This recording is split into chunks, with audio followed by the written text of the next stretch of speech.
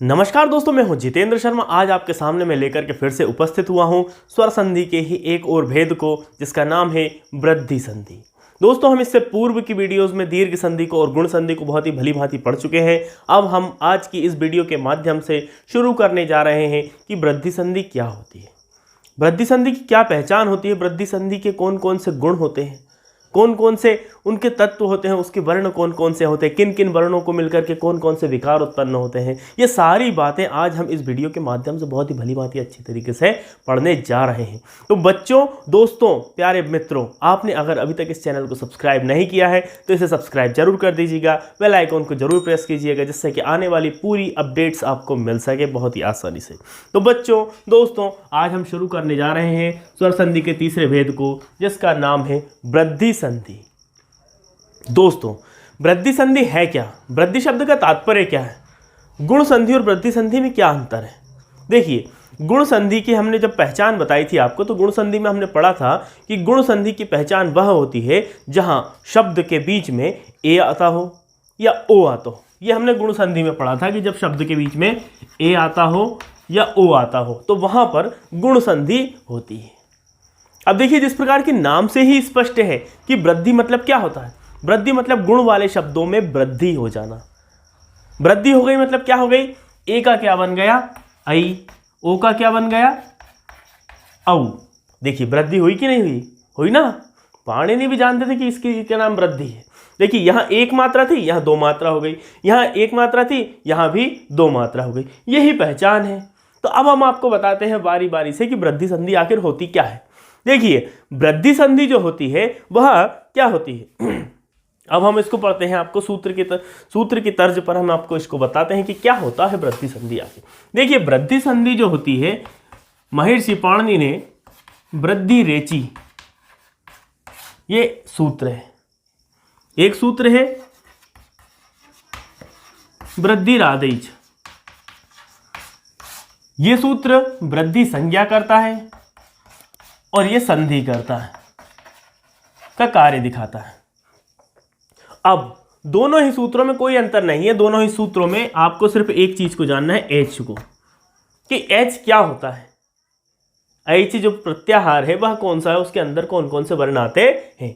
तो इन वर्णों के विषय में मैं आपको बतला देता हूं कि इनमें दो ही वर्ण आते हैं, आई और औ। ये दोनों ही वर्ण जो है वह वृद्धि संधि की पहचान होती है। अब देखिए, वृद्धि संधि कहां होती है, किन स्थितियों में होती है। जब पूर्व पद के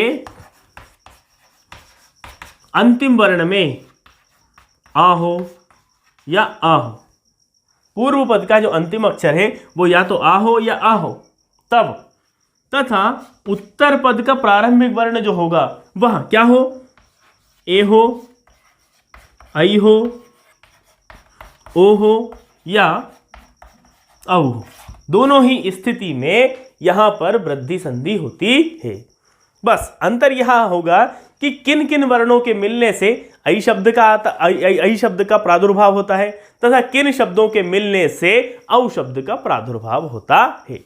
अब हम आपको बताते हैं कि कौन कौन से अक्षरों के मिलने से क्या क्या बनता है। देखिए, जब पूर्व पद के अंत में आ और आ होगा, यहां भी और यहां भी, दोनों ही जगह एक ही स्थिति है। किंतु जब उत्तर पद के प्रारंभिक वर्ण में आई होगा या ए होगा तो दोनों वर्णों को मिलकर के बनता है आई, दोनों को वर्णों को मिलकर के बनता है आई। तथा पूर्व पद के अंतिम वर्ण में जब आ होगा या आ होगा तथा उत्तर पद के प्रारंभिक वर्ण में ओ होगा या औ होगा तो दोनों को मिलकर के बनता है औ। सामान्य सी संधि है, कोई आपको अधिक परेशान इसमें होने की आवश्यकता नहीं, आपको बहुत ही आसानी से बात समझ में आ जाएगी। बस आप इस फॉर्मूले को रट लीजिए, फॉर्मूले को ध्यान रख लीजिए कि कब कहाँ कौन से वर्ण होंगे तो उनके विकार से कौन सा नया वर्ण जन्म लेगा। तो देखिए, पूर्व पद के अंतिम वर्ण में यदि आ या आ होगा, उत्तर पद के प्रारंभिक वर्ण में ए या आई होगा तो दोनों को मिलकर के आई बनता है। तथा पूर्व पद के वर्ण में आ और आ होगा, तब भी उत्तर पद के प्रारंभिक वर्ण में ओ या औ होता है तो दोनों को मिलकर के औ बनता है। ये बात आप अच्छे से ध्यान रख लीजिएगा।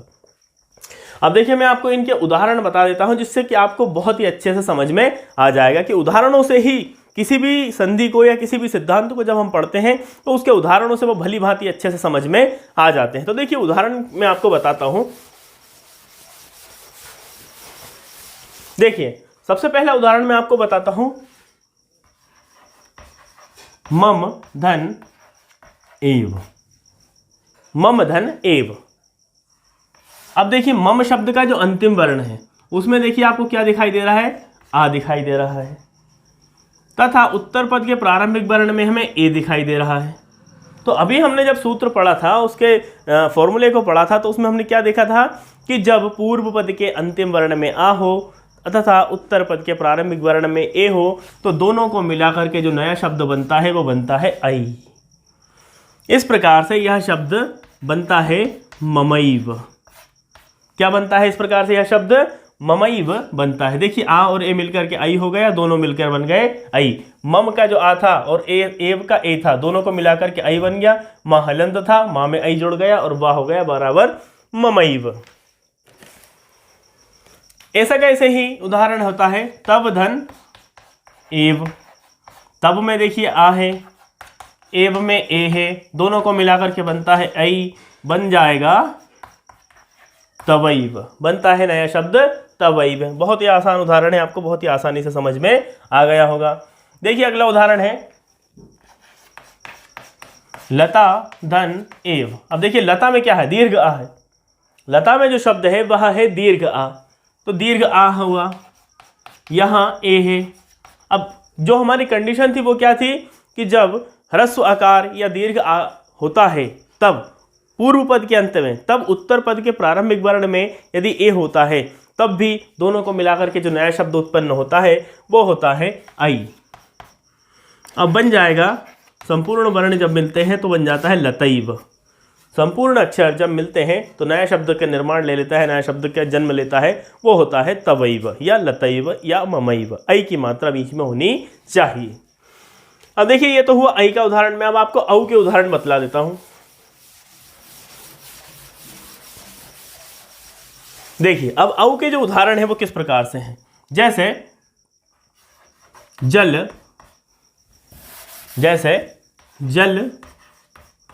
धन ओघा। जल धन ओघा ये एक उदाहरण है। ये औ का उदाहरण है, आपको वास्तविकता में समझ में आ जाए। अब देखिए जल शब्द के अंतिम अक्षर है वह है आ। जल शब्द के अंत में जो अक्षर है वह है आ। फिर ओघा शब्द के प्रारंभिक वर्ण में है ओ। ओघा शब्द के प्रारंभिक वर्ण में आता है नया शब्द क्या, ओ। अब देखिए आ और ओ जब पूर्व पद के अंत में आ हो या दीर्घ आ हो तथा उत्तर पद के प्रारंभिक वर्ण में ओ हो या औ हो तो दोनों को मिलाकर के जो नया शब्द बनता है, विकार उत्पन्न होता है, परिवर्तन होता है, वो बनता है औ। वो शब्द कौन सा बनता है, औ बनता है। अब दोनों को जब हम मिला देंगे शब्दों को तो बन जाएगा जलौघः। नया शब्द निर्माण हो जाता है और उसके नया शब्द जन्म लेता है, वो होता है जलौघः। इसी प्रकार से नव धन औषधि। नव धन औषधि। अब देखिए नव के अंतर्गत आता है आ, औषधि में आता है ओ, दोनों मिलकर बन जाते हैं औ। बन जाता है नवौषधि। नया शब्द जन्म लेता है नवौषधि। तो आ और ओ दोनों को मिलाकर के जो नया शब्द बनता है वो होता है ओ। तो आप इस बात को अच्छे से समझ जाइएगा कि जहाँ पर शब्द के बीच में आई होता है या औ होता है तो दोनों को मिलकर के जो नया शब्द जन्म लेता है वो शब्द कौन सा हो जाता है, तो वह होता है कौन सा, औ या आई। आधन ए बराबर आई, आधन ओ बराबर औ। इस प्रकार से वृद्धि संधि आपके सामने प्रस्तुत होती है।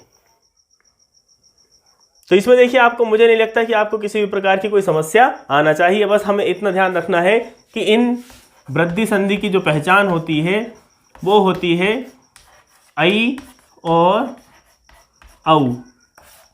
ये वृद्धि संधि की पहचान होती है। तो आप भली भांति इस बात को याद कर लीजिएगा, अच्छे से दिमाग लगा लीजिएगा, जिससे कि आपको कोई समस्या नहीं आएगी। और उम्मीद करता हूं कि मैं आपको वृद्धि संधि बहुत ही आसानी से अच्छे से समझ में आ गई होगी। यदि आपको ये वीडियो अच्छा लगा है तो हमें इंस्पायर करने के लिए और अपने आप को पुनर्बलित रखने के लिए इस वीडियो को लाइक कीजिए, शेयर कीजिए और चैनल को सब्सक्राइब करना ना भूलिए तथा इस चैनल को सब्सक्राइब अवश्य कीजिएगा। धन्यवाद। जय तु संस्कृतम, जय तु भारतम।